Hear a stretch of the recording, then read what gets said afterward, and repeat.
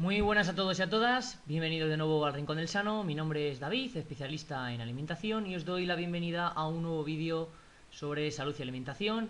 En esta ocasión vamos a hablar sobre los disruptores endocrinos, ¿de acuerdo? Veneno en el ambiente. Ahora explicaré un poquito qué significa esta palabra. ¿De acuerdo? Vamos a hablar de aquellas sustancias que están presentes en el ambiente y que no nos damos cuenta, ¿de acuerdo? Porque muchas veces por temas de ignorancia o porque no somos conscientes de lo que estamos consumiendo, ¿de acuerdo? Nos exponemos a muchísimos de estos xenobióticos, patógenos, sustancias dañinas, tóxicos, ¿de acuerdo? Estos todos en general, incluso llevando una alimentación 100% natural, 100% ecológica, ni siquiera podríamos evitarlo, ¿de acuerdo? Están presentes, queramos o no, por desgracia, más que nada, y lo único que podemos hacer es contrarrestarlos, ¿de acuerdo? Luego daré pequeños puntitos para cómo podemos llevar a cabo una buena alimentación y unos buenos hábitos para poder neutralizar en todo lo que podamos, ¿de acuerdo?, la acción de estos venenos, o conocidos también como disruptores endocrinos, ¿de acuerdo?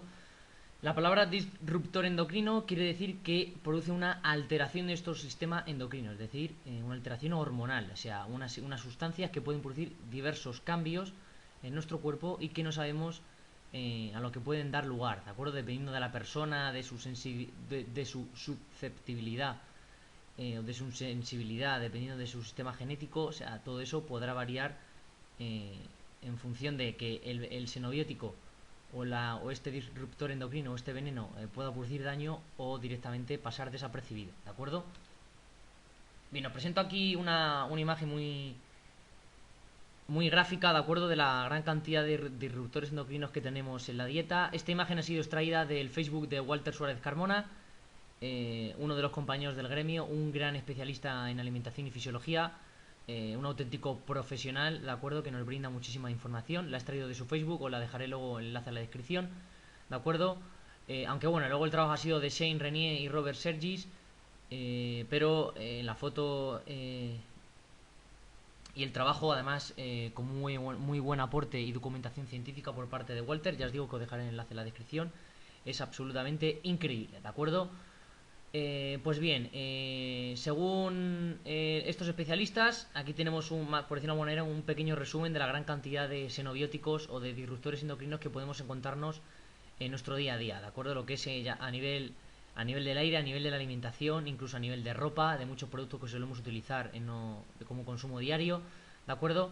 Casi todos los xenobióticos que solemos encontrarnos son lipófilos. ¿Esto qué quiere decir? Que tienen predilección por las grasas, se quedan acumulados en las grasas, por lo que pueden estar en nuestro cuerpo durante años, ¿de acuerdo? Sin nosotros darnos cuenta y en cualquier momento poder perjudicar o tener una función, ¿de acuerdo?, que irá de dañina a inocua en función del individuo, ¿de acuerdo?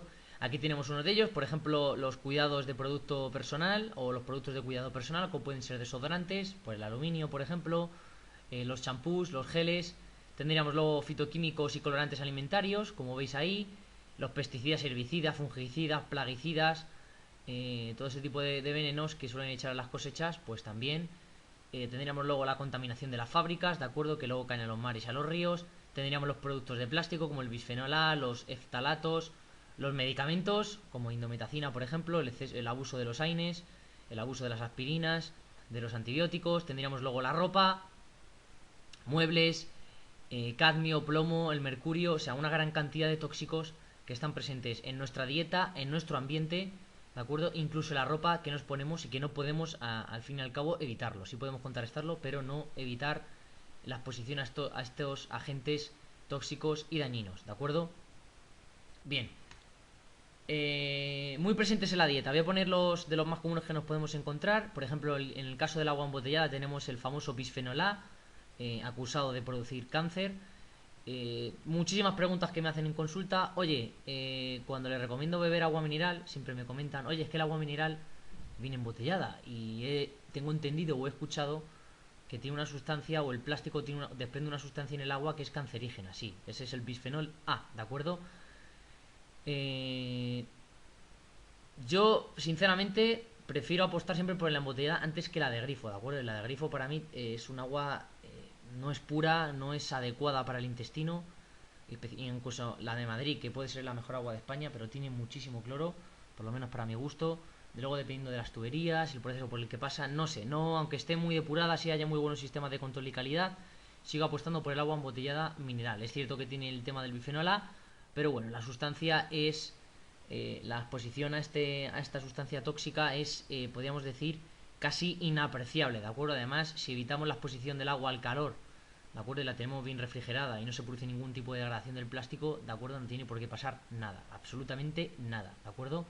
Tendríamos luego los colorantes alimentarios, del Lecin al E199, lo expliqué en el curso de los aditivos, por ejemplo, el dióxido de titanio, acusado de favorecer el agrandamiento y el empeoramiento de tumores. Tendríamos el ácido carmínico, el colorante caramelo, que inhibe la absorción de vitaminas del grupo B. Tendríamos el amarillo quinoleína, acusado de producir muchísimos problemas a nivel digestivo.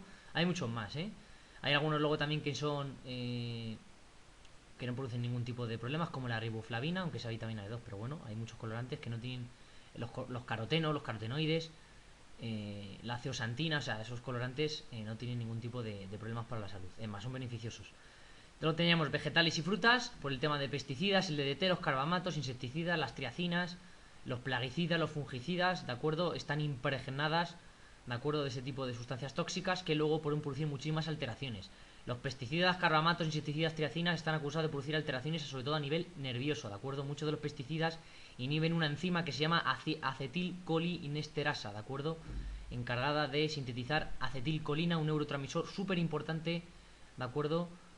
Para nosotros, vital para la vida, encargado además de, a nivel muscular, a nivel de cualquier tipo de movimiento y de actividad física.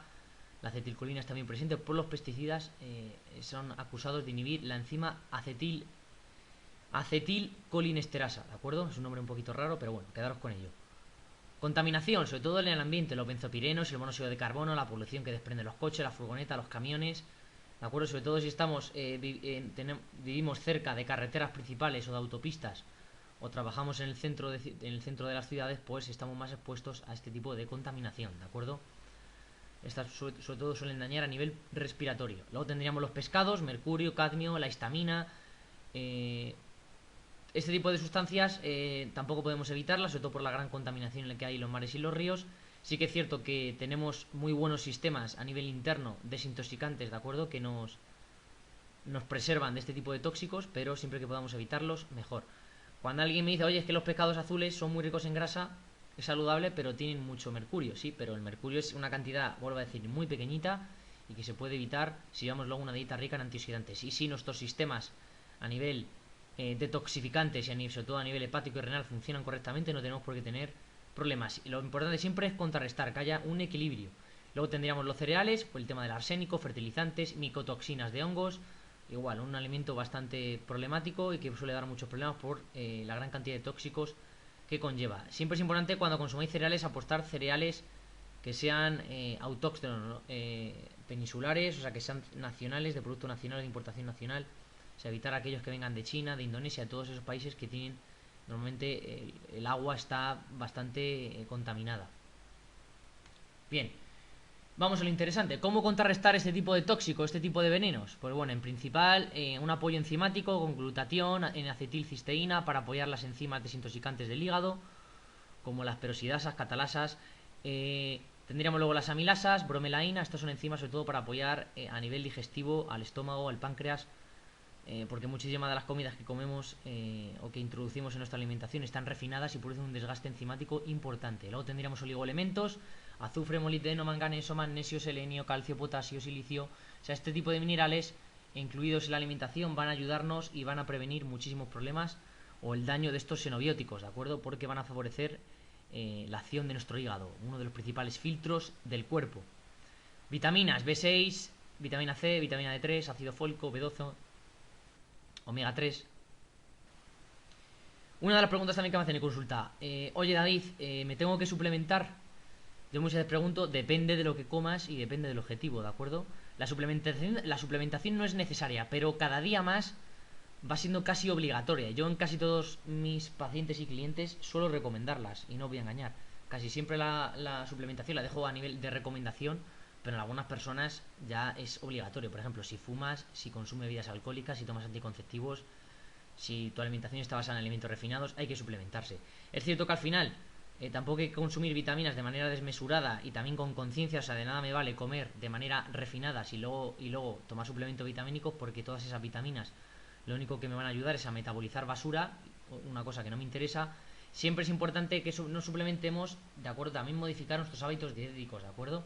Pero en aquellas personas que, por ejemplo, fumen, pues un apoyo de vitamina C, de cisteína para el trabajo del hígado, un apoyo de vitamina A que suele producir bastante daño a nivel de tejidos, pues siempre va a ser muy beneficioso.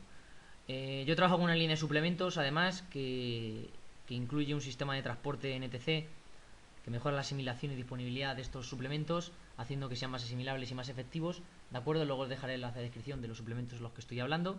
Yo solo con los que trabajo y me están yendo bastante bien, además, muy bien, y no confío ahora mismo en otra marca. Hay marcas muy buenas, pero ya os digo que para mí esa es actualmente, ¿eh? Luego siempre hay marcas muy buenas, ¿de acuerdo? Pero con la que yo estoy trabajando es con ella.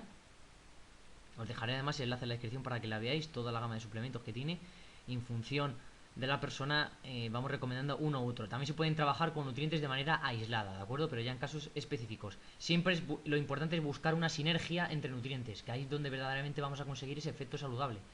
Leer bien las etiquetas, muy importante. O sea, si queremos evitar tóxicos, tenemos que tener conciencia de lo que estamos comiendo. Leer muy bien las etiquetas, evitar colorantes, conservantes en la medida de lo posible, todo lo que podáis. Mirar el origen del alimento.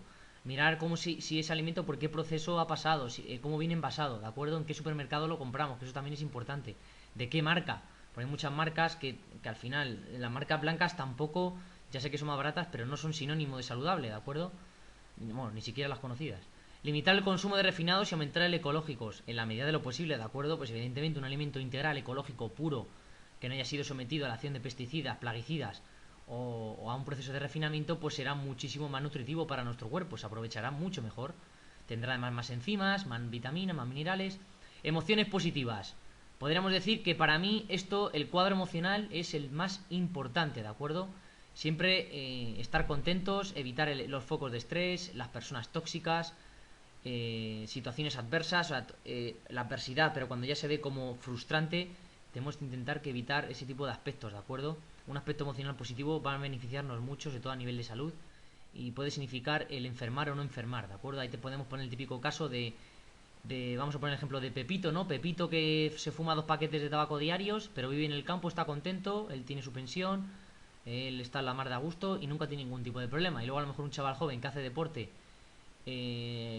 come saludable, pero tiene un poquito de estrés y luego se fuma a lo mejor 3 o 4 cigarritos los fines de semana y desarrolla un cáncer de pulmón.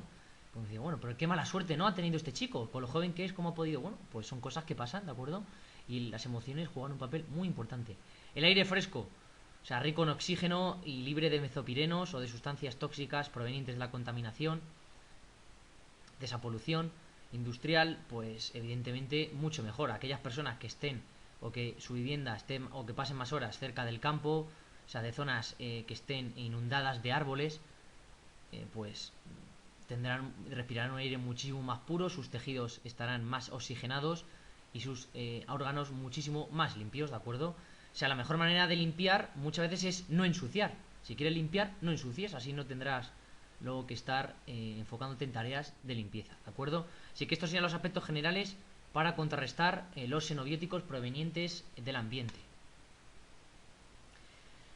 Pues nada más, terminamos aquí. Cualquier duda que tengáis me la dejáis en los comentarios. Os sugiero que me sigáis en el rincondelsano.com, que es mi blog donde publico artículos relacionados con la salud y de nutrición muy interesantes. Mi Twitter, DaveLifeHealth, y el Rincón del Sano en Instagram. También podéis seguirme por ahí, las 2 redes sociales que más utilizo. Y nada más, os dejaré todos los enlaces en la descripción relacionados con los aditivos alimentarios. Os aconsejo también que os paséis por el Facebook de Walter Suárez Carmona. Os dejaré ahí su enlace para que veáis también la foto donde han publicado esto, además con todo el aporte a nivel científico, de acuerdo, de enlace donde podéis encontrar muchísima más información relacionada con el tema que acabamos de tratar. Nada más, compañeros y compañeras, muchas gracias por vuestra atención y nos vemos en los próximos vídeos. Hasta pronto.